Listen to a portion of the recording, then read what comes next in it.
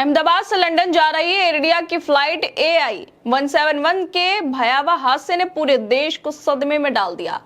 दोपहर 1:38 पर सरदार वल्लभ भाई पटेल अंतर्राष्ट्रीय हवाई अड्डे से उड़ान भरने के कुछ ही मिनटों बाद ये विमान मेघानी नगर क्षेत्र में दुर्घटनाग्रस्त हो गया। इस घटना में 241 यात्रियों की जान चली गई, जिसमें 12 क्रू मेंबर भी शामिल थे। सिर्फ एक यात्री जो कि ब्रिटिश नागरिक हैं, इस हादसे में जिंदा बचे और वो अस्पताल में उनका इलाज चल रहा है। इस दुर्घटना ने न सिर्फ अहमदाबाद बल्कि पूरे देश को शोक की लहर में डुबो दिया। इस हादसे के बाद केंद्रीय गृह मंत्री अमित शाह अहमदाबाद पहुंच गए। उन्होंने दुर्घटना स्थल का दौरा किया और सिविल अस्पताल में जीवित बचे सिर्फ एक यात्री से मुलाकात भी की। लेकिन इसी दौरान उन्होंने कुछ ऐसा बयान दे दिया जो सीधे तौर पर दिखाता है कि हर बार की तरह इस बार भी बीजेपी वालों ने अपनी जिम्मेदारियों से पल्ला झाड़ लिया। पहलगाम हमला हो या कोई और दुर्घटना, बीजेपी वालों को आदत हो गई है अपनी जिम्मेदारियों से भागने की। और इसी परंपरा को आगे बढ़ाते हुए देश के गृह मंत्री होकर अमित शाह ने भी पल्ला झाड़ लिया है अपनी जिम्मेदारियों से, जिसके बाद सोशल मीडिया पर लोग लिखने लगे हैं कि बीजेपी वाले अपना बचाव का रास्ता ढूंढ रहे हैं। कोई इतना बेशर्म कैसे हो सकता है। दरअसल अहमदाबाद में मेघानी नगर क्षेत्र में एयर इंडिया का एक विमान दुर्घटनाग्रस्त हो गया। ये विमान अहमदाबाद से लंदन गेटविक जा रहा था। फिलहाल रेस्क्यू ऑपरेशन चल रहा है। इस हादसे के बाद लगातार बीजेपी के नेताओं के इस्तीफे की बात की जा रही है। लेकिन इसी बीच अमित शाह ने मीडिया वालों से बात कर इस एक्सीडेंट पर कह दिया कि एक्सीडेंट को कोई रोक नहीं सकता।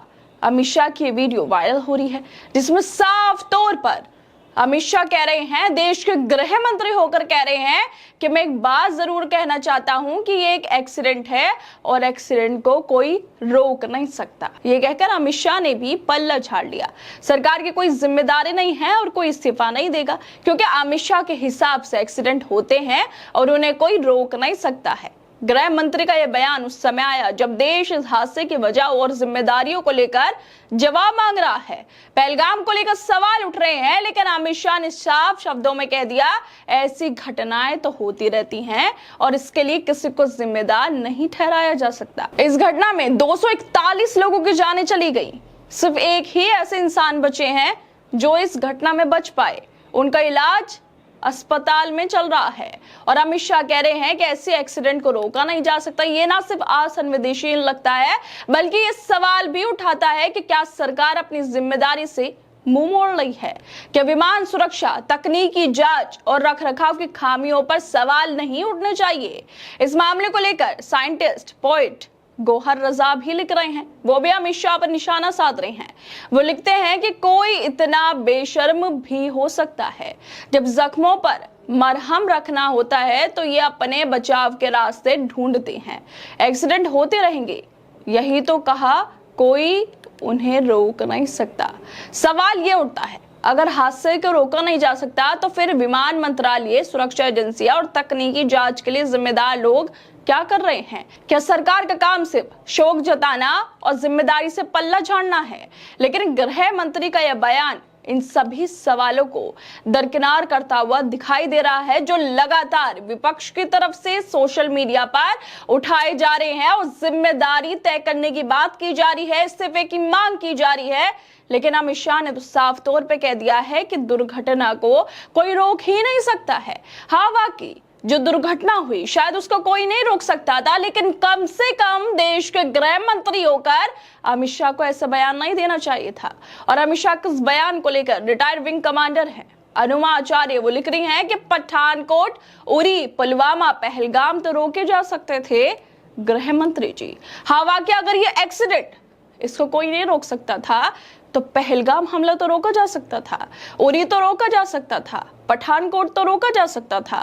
क्या उसमें भी अमित शाह अब यही कहेंगे कि ये तो आतंकी हमले हो जाते हैं, होते रहते हैं, इन्हें रोका नहीं जा सकता।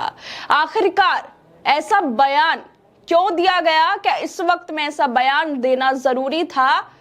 और इस बयान के पीछे क्या मंशा हो सकती है?